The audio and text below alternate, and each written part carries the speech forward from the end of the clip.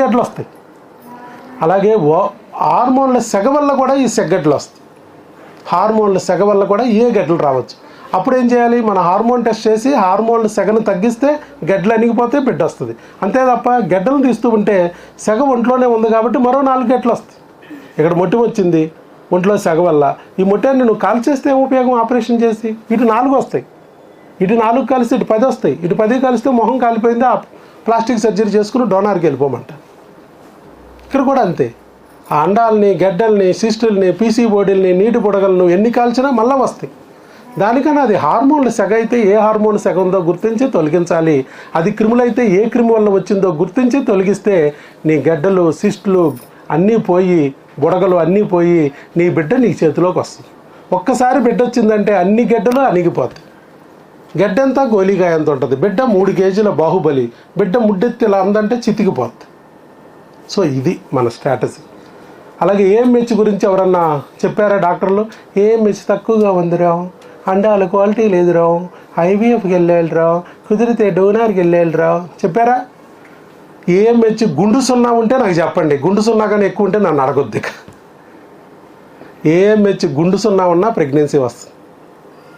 AMH అనే టెస్టే ఇక్కడ మేము చేయం. ప్రపంచంలో ఏ డాక్టర్ కూడా 7 హార్మోన్ల కల్లా మించి చేయటం లేదు. కానీ ఇక్కడ నేను 18 చేస్తున్నాను. వాళ్ళు చేయనివి కూడా నేను చేసి సరి చేస్తున్నాను కాబట్టి నాకు ప్రెగ్నెన్సీలు వస్తున్నాయి. వాళ్ళు చేసే ఏఎంహెచ్ నేను చేయను కూడా చేయకోకుండానే 15,800 మందికి ప్రెగ్నెన్సీ తెప్పించి ఐవీఎఫ్ లేకుండా, ఆపరేషన్ లేకుండా. ఎందుకంటే ఏఎంహెచ్ అనేది నీ తల్లి లాంటిది. నువ్వు పుడుతూనే 4 లక్షల అండాలు ఇస్తుంది. నా అండాలు ఇచ్చింది కాబట్టి నువ్వు ఆడపిల్లవు అయ్యావు, అండాలు ఇవ్వలేదు కాబట్టి మీ ఆయన మగవాడయ్యాడు. ఏఎంహెచ్ పాత్ర క్లోజ్. మీ ఆవిడ ఆడపిల్ల కాదనుకుంటే ఏఎంహెచ్ టెస్ట్ చేయి, అంతకన్నా మించి టెస్టే అవసరం లేదు. అర్థమైందా? 4 లక్షల అండాలు ఉన్నాయి మీ ఇక్కడ ఉన్న ప్రతి ఒక్కరి ఒంట్లో. ఏ డాక్టర్ అమ్మన్నా నీకు అండాలు అయిపోయినాయి, అడుగంటు పోయినాయి, బాగా క్వాలిటీ పడిపోయింది, 3 ఉన్నాయి, 3 నెలల్లో దుంపనాశనం అయిపోతాయి, ఐవీఎఫ్ చేసుకోకపోతే నువ్వు సర్వనాశనం అవుతావంటే ఆవిడేమీ అండాలతో ఫోన్లో మాట్లాడాల. ఫోన్లేవి అండాలు ఫోన్ చేసి ఆవిడికి చెప్పాల. ఆవిడంతా మాయిదారి మళ్ళీ కట్టే ఐవీఎఫ్ చేసుకుని డబ్బులు లాక్కోవడానికి అదొక యాక్షన్. ఏఎంహెచ్ తక్కువ అనడం, తర్వాత పోయిందనడం, పోయిన తర్వాత ఏఎంహెచ్ తక్కువ ఉంది కదరా అందుకే ఐవీఎఫ్ పోయిందిరా అంటది. అదేంటి మేడం, మేము చేసిన ఐవీఎఫ్ వల్ల 3 లక్షల వల్ల ఏఎంహెచ్ పెరిగి మాకు ప్రెగ్నెన్సీ వస్తుంది అనుకున్నావు అంటే ఏం మాట్లాడుతున్నావు నువ్వు? ఏఎంహెచ్ పెంచాలేమో, ఏఎంహెచ్ తగ్గించాలేమో అంటది ఆవిడే. మరి పెంచాలేమో తగ్గించాలేమో అని తెలిసినప్పుడు మరి ఎందుకు చేసినట్టు 3 లక్షలు పెట్టి ఐవీఎఫ్? ఎందుకంటే దానికి నో గ్యారంటీ కాబట్టి. మేడంకి 100% గ్యారంటీ కాబట్టి, ఆవిడ డబ్బులు 100% వెళ్తాయి కాబట్టి. అర్థమైందా? అంతకన్నా మించి ఏమీ లేదు. ఏఎంహెచ్ గురించి మీరు వర్రీ లేదు. ప్రతి ఒక్క స్త్రీకి 4 లక్షల అండా ఉన్నాయి. ఇది MBBS first year text book. First year, final year కూడా కాదు, ఫస్ట్ ఇయర్ కూడా చదవాలి ఆవిడ. ఎంబ్రియాలజీ టెక్స్ట్ బుక్లో ఉంటుంది. 4 లక్షల అండాలు ప్రతి స్త్రీకి పుట్టుకతోనే ఉంటాయి. నెలకు 15 ఏట నుంచి 55 ఏట ముట్లు ఆగిపోయే వరకు 40 ఏళ్లలో ప్రతి నెల 2-3 అండాలు వస్తూ ఉంటాయి. ఆ 2-3 అండాలను వాడుకొని బిడ్డను తెచ్చుకోవాలి. వీర్యకణంతో కలిసేటట్టు చేసుకుని అండం రావాలి, పెరగాలి, పగలాలి, వీర్యకణంతో కలవాలి, అది బిడ్డ కింద అండం కింద మారాలి, గర్భసంచికి అతుక్కోవాలి. అక్కడ పెరగాలంటే 18 హార్మోన్లు ఉన్నాయి. అవి లేకపోతే ఇవి జరగవు. అది చూసుకోవాలి. ఆ 18 హార్మోన్లు అవే మనం చూస్తాం. ఆల్రెడీ ఉన్న 4 లక్షల అండాలు ఇచ్చిన ఏం ఇచ్చిన ఇంకెందుకమ్మా చూడాలి? 4 లక్షలు అయిపోతే చూడాలి. మన నెలకి 2 అండాలు 1 అండం చొప్పున వాడినా ఈ 40 ఏళ్లలో 480 అండాలు వాడతాం. నెలకు 1 చొప్పున వాడితే, 2 చొప్పున వాడితే 960 వాడతాం. అంటే 1000 కూడా మించట్లా. 4 లక్షలు ఉన్నాయి. మిగతా అండాలన్నీ నీ కట్టితో పాటు కాలిపోతాయి. అవసరమా? కాబట్టి ఏఎంహెచ్ గురించి ఈ రోజు నుంచి నీ బ్రెయిన్లో భయం ఏమైనా ఉంటే తీసి వదలపారే. మన పాత వీడియోలు ఉన్నాయి చూసుకోండి. 0 ఉన్న వాళ్ళకి కూడా ప్రెగ్నెన్సీలు వచ్చినాయి. 0.0003 సున్నాల తర్వాత 1 ఉన్న వాళ్ళకి కూడా ప్రెగ్నెన్సీలు తెప్పించు. మీది మహా అయితే 1 ఏదో ఉంటుంది, 1.2 1-2 కాదు, 0లు అది. కాబట్టి భయపడక్కర్లా. ఇంకా ముఖ్యంగా పీసీఓడీలు.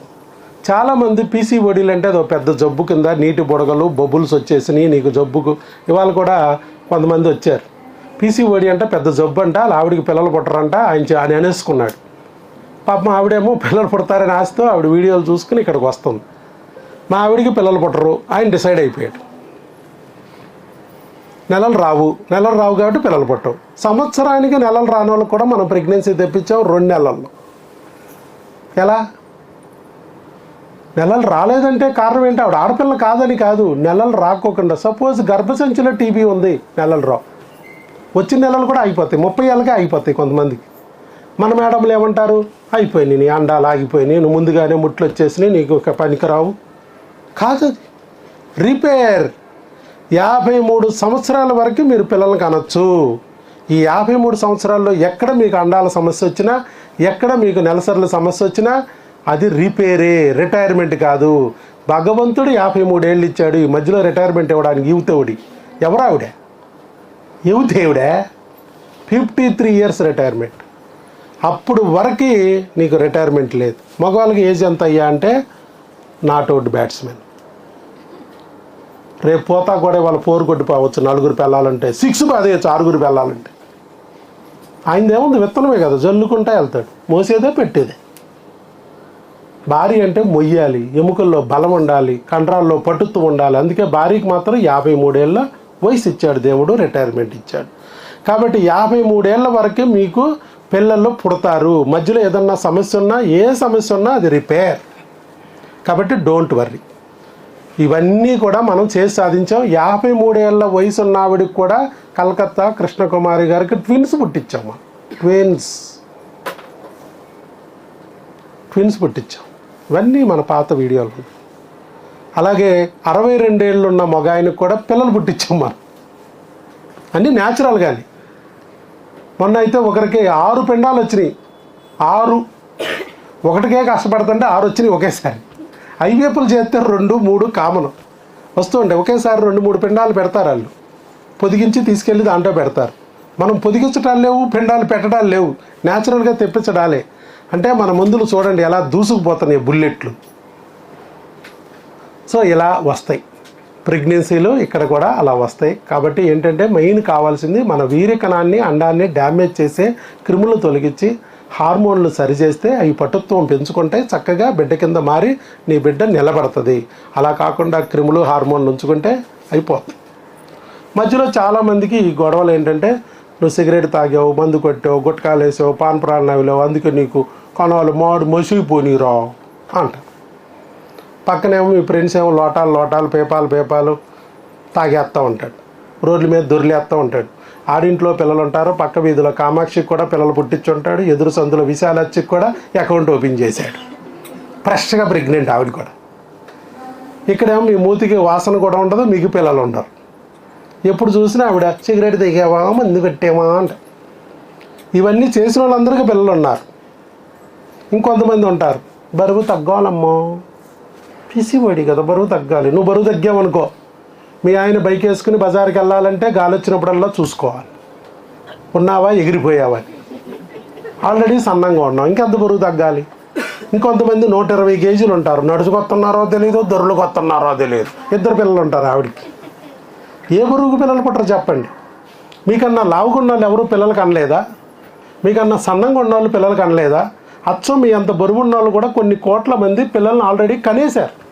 ఏ బరువుకి పిల్లలు పుట్టరు. బరువు కారణం కాదు ఇక్కడ. భర్త కంటికి భార్య అందంగా కనపడితే చాలు, భార్య కంటికి భర్త అందంగా కనపడితే చాలు పిల్లలు పుడతారు.